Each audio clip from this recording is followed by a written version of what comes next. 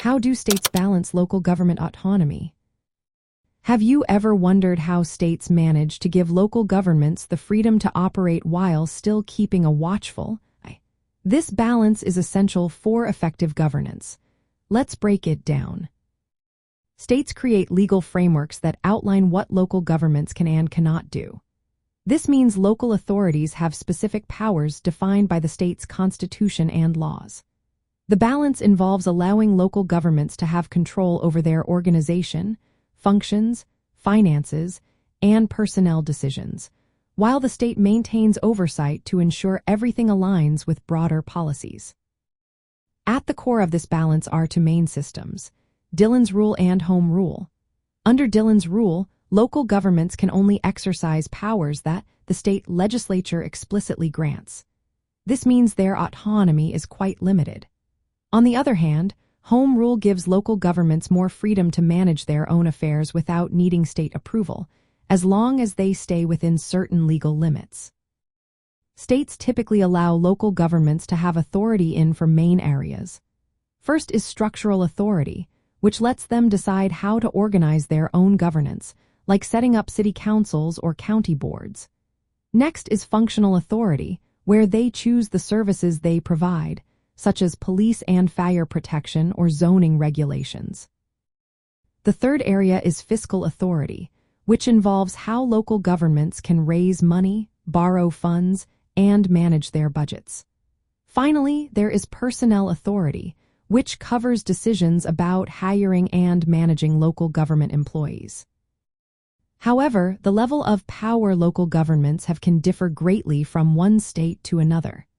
Some states may limit local taxing authority or requiring state approval for borrowing, which can restrict their financial independence. To keep this balance in check, states often include provisions in their laws that clarify local authority limits.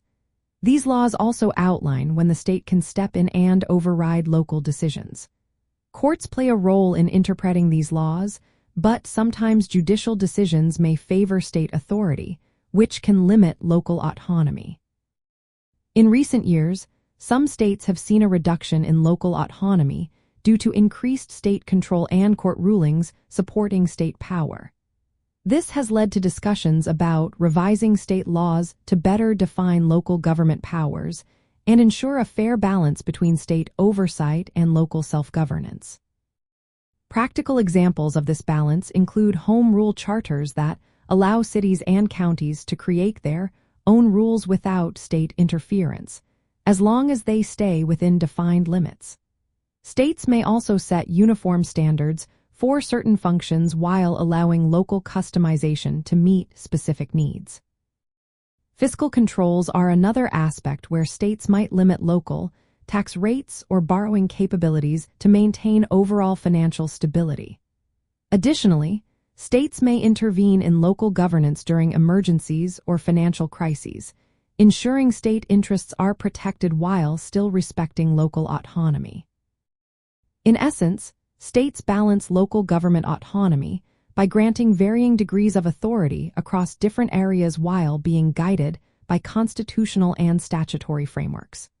This approach allows local governments to address their unique needs while ensuring they remain aligned with state policies and legal standards.